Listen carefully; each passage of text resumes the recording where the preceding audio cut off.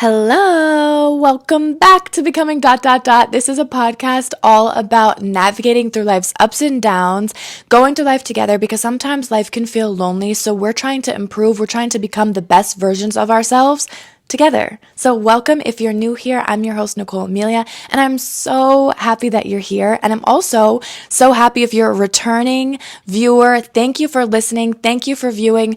This is the 6th episode, and the more episodes we have, the more excited I get because it's just, I don't know, I love building this community with you guys, and it's just so encouraging for me, and I love to connect with you guys on a personal level. So with that being said, today's episode is something that I like to call the rejection theory.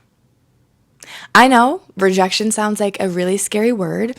Everyone feels like it's a bad word, but I promise you it's not. By the end of this episode, we're going to transform your mindset from a negative mindset to a positive mindset when it comes to rejection.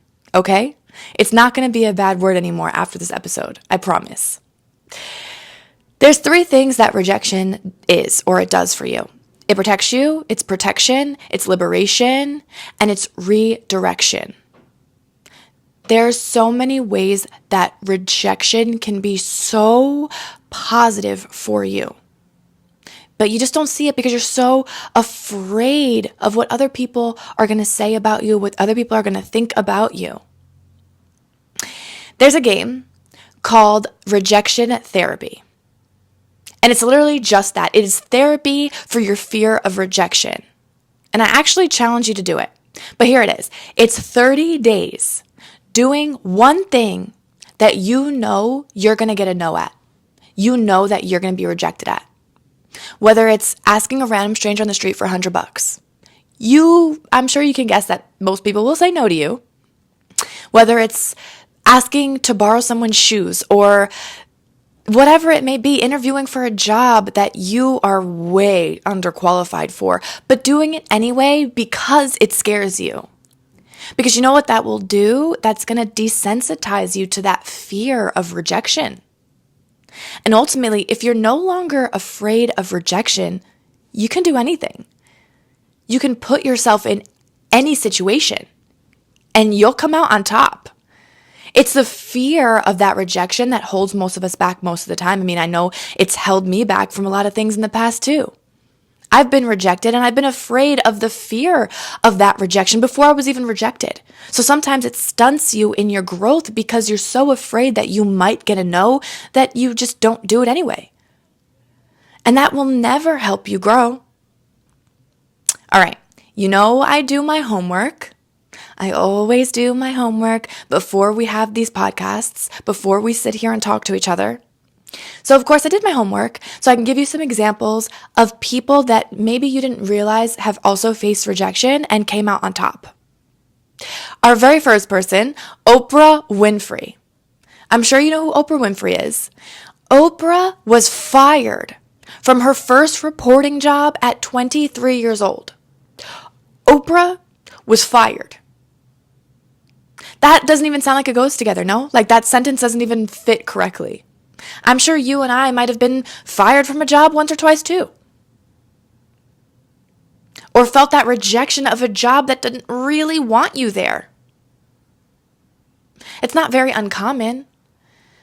But if someone like Oprah was fired from her first reporting job, how discouraged do you think Oprah would have felt? So discouraged. She was fired. She was let go. Now Oprah is worth $3 billion. Let that sink in for a second. Oprah is worth $3 billion. And yet when she was 23 years old, she was fired from her first job. Look how that never stopped her.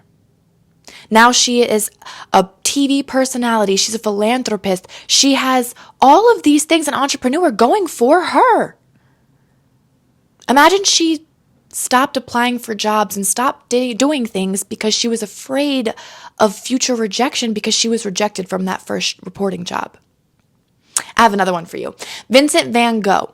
Vincent van Gogh, I'm sure we all know who that is. Famous painter. When he was 27 years old, he was actually going to school to become a missionary.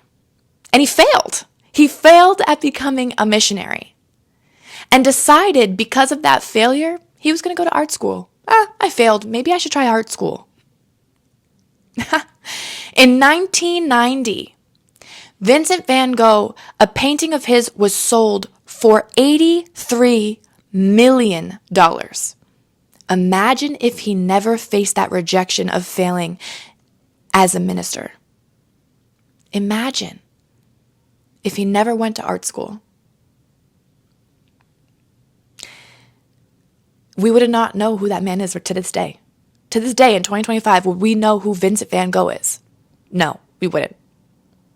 And I have another one for you. Morgan Freeman. Tell me you know who or Morgan Freeman is. You have to know who that is. Morgan Freeman, at 52 years old, landed his first major movie role in Hollywood.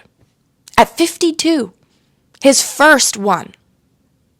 He faced decades and decades of trying and failure and rejection, and he did not let that stop him for decades. This man continued to show up and show out.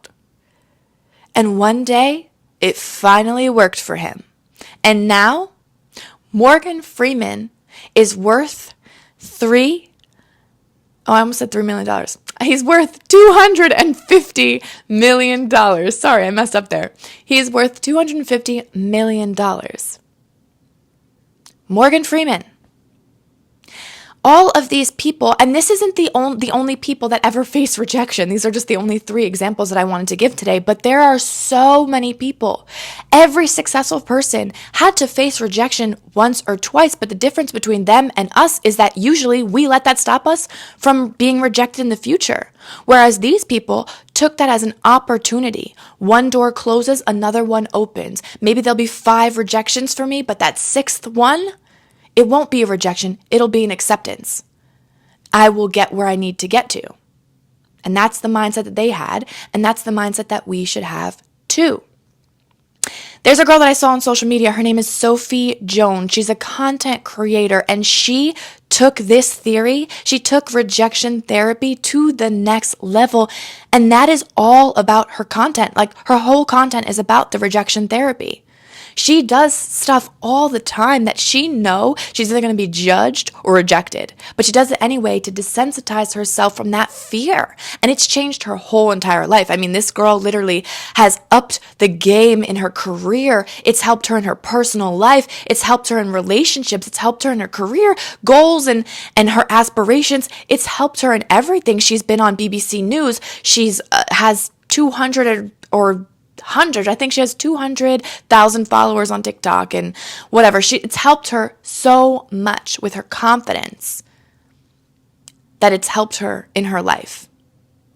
There's something that I saw, a video where she posts about the science behind rejection and that fear. So we have a gland in our brain called the amygdala gland, and that is the gland that is in charge of our fear response.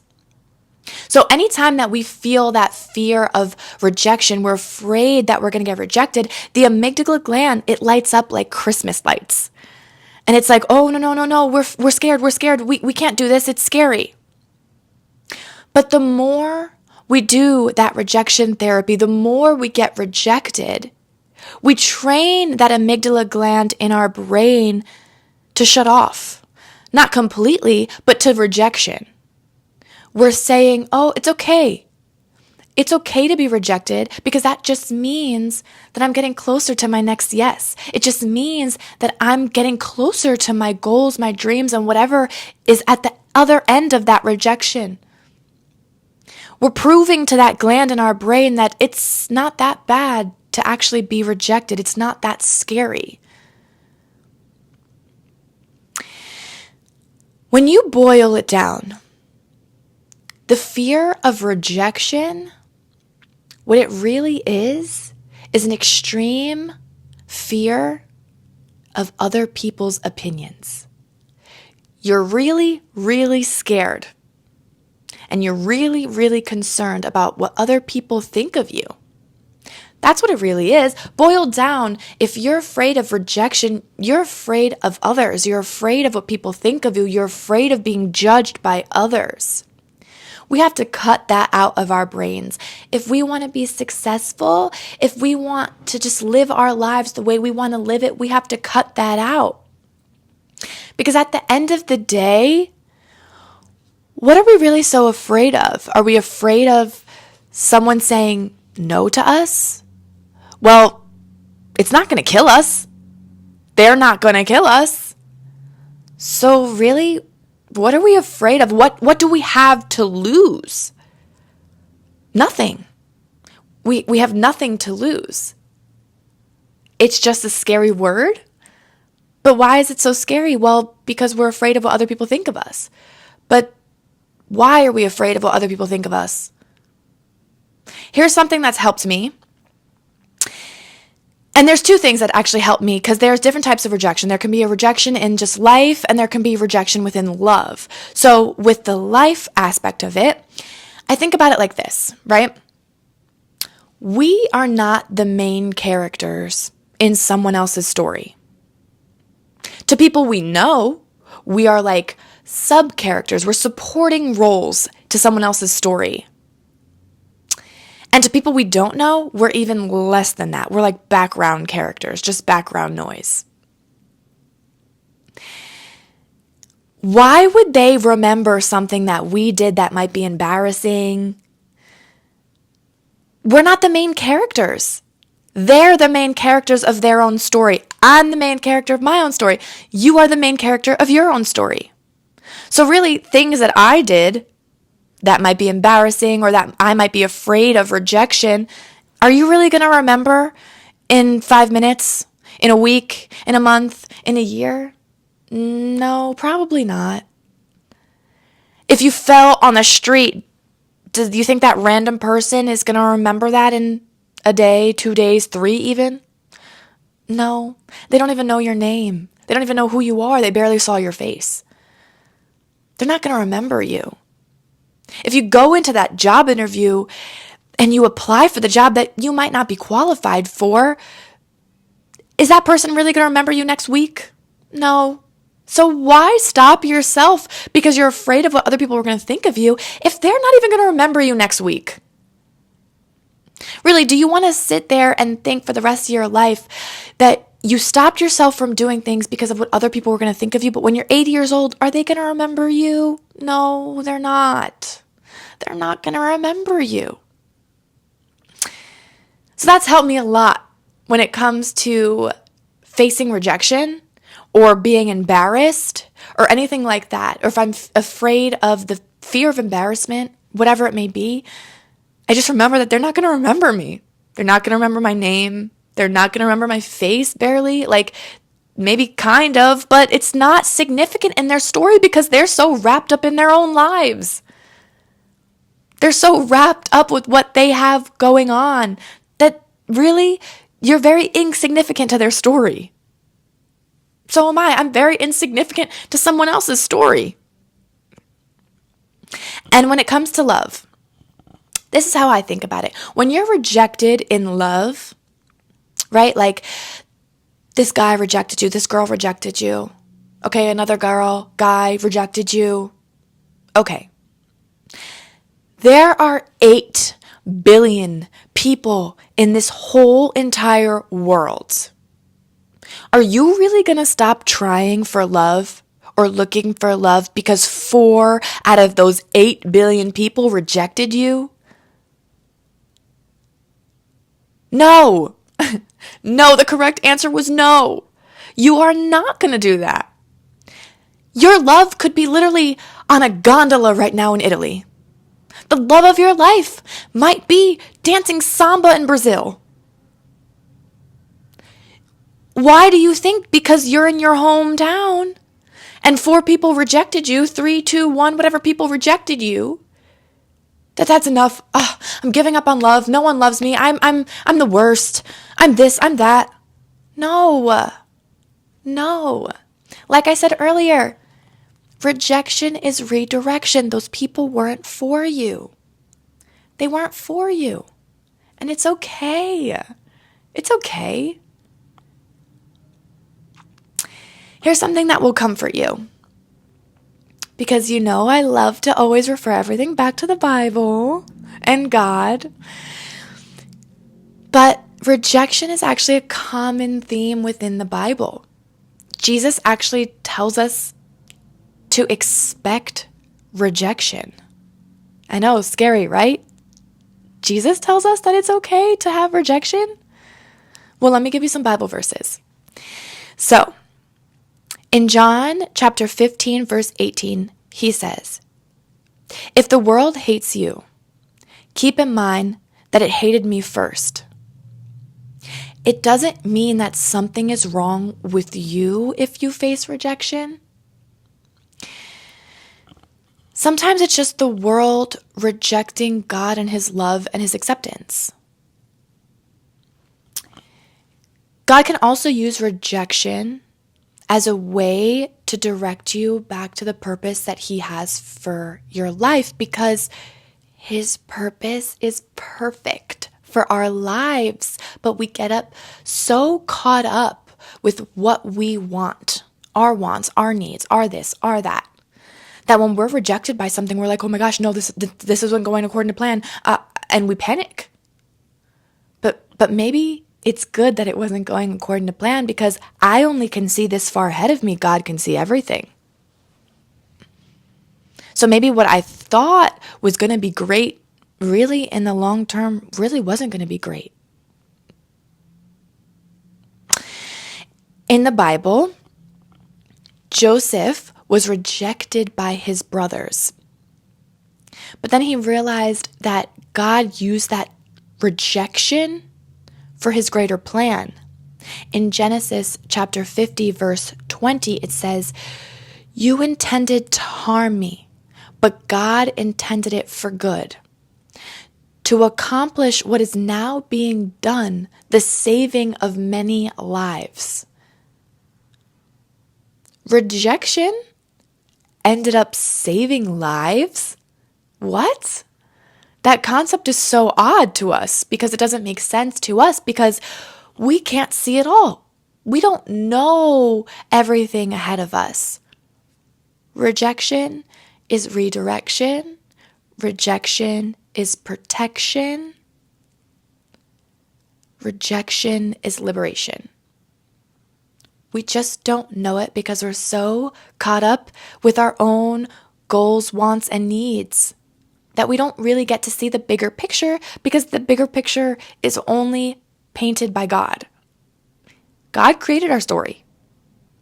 So it's okay if we get some rejection here and there, because maybe it doesn't align with his great purpose for ourselves, for our lives. God encourages us to persevere during rejection.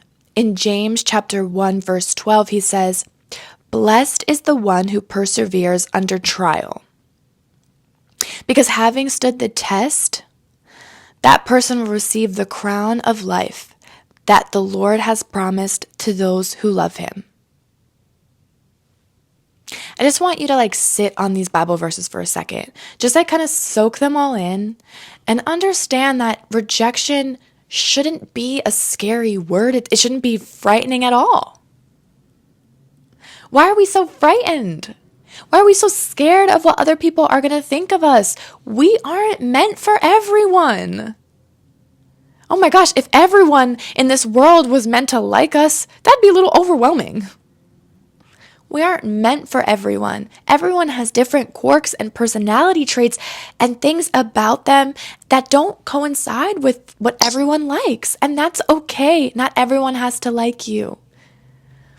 Not everyone has to want to have you in their lives. And that just means that those people aren't meant to be in your life. And that's okay. There's 8 billion people in this world. I'm sure you'll find your clique. You'll find your circle. You'll find the people who help you out the most, who support you the most, who love you the most, who accept you for you. When you're facing rejection, God encourages us to stay firm in faith. Be faithful. Pray about it. I know it sucks. It does suck. Trust me, I get it, right? When I was in high school, I had this whole plan for my life, right? I was a senior in high school, and I was like, I'm going to Rutgers. I'm going to go to Rutgers.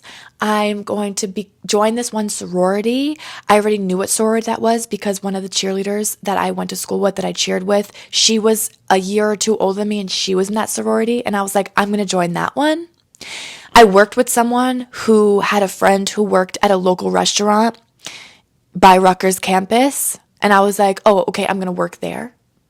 I'm going to live in these dorms. I'm going to go to these parties. I'm going to eventually try out for the cheer team. I'm going to do all of these things. I had my life pictured out perfectly. And that was my dream school. And I was so excited for it. So excited for it. Until the rejection letter came into the mail. I got that rejection letter and I sobbed. I didn't understand. My school grades were good. I was a cheerleader. I was a part of the dance team. I did extracurriculars. I just didn't really understand why I was rejected. I mean, I wasn't top of my class, but I did well. I did pretty good in school. I had some honors classes. I had an AP class. Like, I didn't get it. Why not? This was supposed to be my dream. Like, this was supposed to be my life. Why was I rejected? And I kind of felt like a failure. You know, I didn't get it. I had to tell people that I didn't get into my dream school. So I had to come up with a plan B. And I decided between two other schools, and ultimately I picked Montclair State University. And I'm actually so happy I did, because I met my best friends out of it. I've had so many amazing experiences because I chose Montclair. I don't know how different my life would have been if I would have gone to Rutgers. But God knows. God knows my life if I would have went to Rutgers, and He knows how my life was going to pan out if I went to Montclair. And He prevented that from happening so that the other option would be open to me. Something that I wouldn't have picked on my own. And it worked out perfectly for me. It was great. I loved going to Montclair. I really enjoyed it. So it's not the end of the world when we're rejected. I've been rejected by boys before too. I mean, it sucks, but I have been in the past, and not really rejected like outright, but it just didn't really work out. And I just didn't really understand, like, why isn't this working out? Well, because that wasn't my person. I wasn't supposed to be with that person. I was meant for greater and bigger things. And now I see why all of that happened. I can see even in my jobs, like, why I didn't get certain jobs. It makes sense now. Every rejection makes sense now. So I challenge you right now to take a second and think about your life. Think about all the closed doors that have been shut on you multiple times. But also think about the flip side. What if that would have happened? What if that relationship would have worked out? What if you did get that job? How different would your life be now? I'm sure a lot different. And you probably don't even know to what extent, because only God knows. And He protected you from whatever was going to happen if you would have got those things. Rejection reminds us to root our identity in Christ and not in the world. Oh my gosh, if my identity was wrapped in the world, I'd be so lost. And so would you. If you did everything that everyone else wanted or needed or thought was right, you would lose parts of yourself. You don't want to live for the world. You want to live for God, because at the end of the day, God's plan is perfect for you specifically, with all your quirks and your personality traits and your little things that you love. God took all of that in account, and He's painting the most beautiful picture of your life. Isn't that kind of exciting? So don't be so freaked out every time you get rejected. I know it sucks. I get it. Trust me, I get it. I know it sucks. But you know what? There's better things out there for you. And you're just one step closer to a yes, to an acceptance, to something good happening. And that's exciting. I heard someone talk about once, like, that every time a failed relationship happened or a bad date happened, they were actually kind of excited because it got them closer to their husband, their wife. And they were actually kind of excited by it, which is like a weird concept for us to think about, because when things don't work out the way we want to, like, is that exciting? No, it's not exciting. But kind of is, because you're closer to what you actually really want. And that right there is exciting. So I want you to think about all these things. And my homework for you, if you don't want to do the full rejection therapy game, my homework for you is that you challenge yourself to at least one thing that freaks you out that you know you're probably going to get rejected by, and do it. Do it despite the rejection. I did it, and I'm going to tell you what I did. I randomly decided that I was going to take this theory and apply it into my life, and I was going to apply to be a speaker at a TED Talk conference. I know now that sounds like not too far-fetched because I do the podcast and I've practiced my public speaking, but it was before this. It was right before I started doing the podcast, and I am not a super confident speaker. I don't know if I ever told you this story, but one of my friends, actually, a girl that I went to college with, we weren't super, super close in college. We had a couple classes together, but she's super sweet. Her name's Lauren. Super sweet girl. She randomly hit me up. She followed me on Instagram and randomly hit me up one time, and she was like, "Hey, do you do public speaking?" And I was like, no, but I can. Oh, I didn't say that to her. I said, yeah, to her. But in my mind, I was like, no.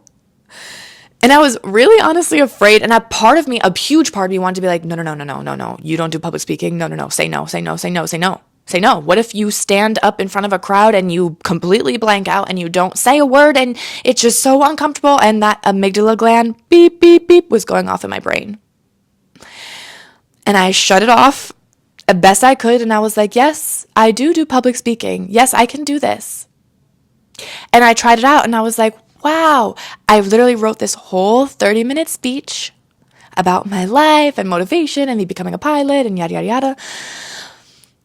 And I was like, wow, I did it. I could do this. Wow, that's amazing. So anyway, a year later, I decided to try out for like the TED Talk. And I thought like, well, I'm not like this established speaker. I don't have anything super amazing to talk about. I'm not a pilot yet. I'm not an astronaut yet.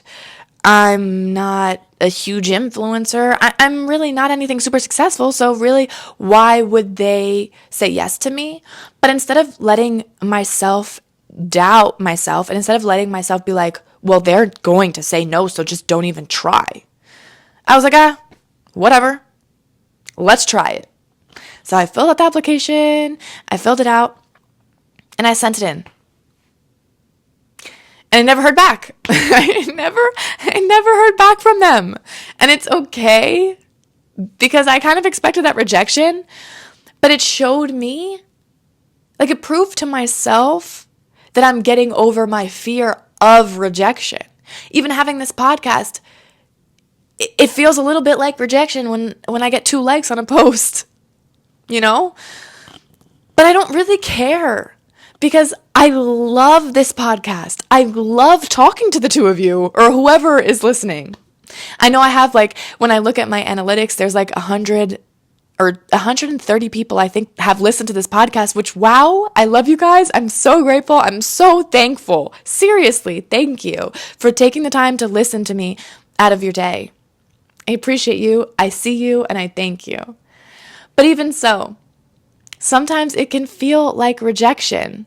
With all that being said, I'm so grateful for you guys. And just a little tidbit. Next week is actually my birthday. I'm going to turn 28 February 7th, and I just wanted to say thank you guys so much for all the love and the support. It really is special to go into a new year, to being 28 with you. It feels really good, and I'm just so very grateful to have you guys and to have your love, to have your support. And I'm happy that you've trusted me to kind of welcome me into your space, into your life. And I thank you for that. Seriously, I really, really thank you. And I'm so grateful for you guys so much. So thank you. I'm so excited. We're going to end this episode here. I love you guys so much. I'm so thankful for you guys. And I will see you in 2 Wednesdays from now. Bye, guys.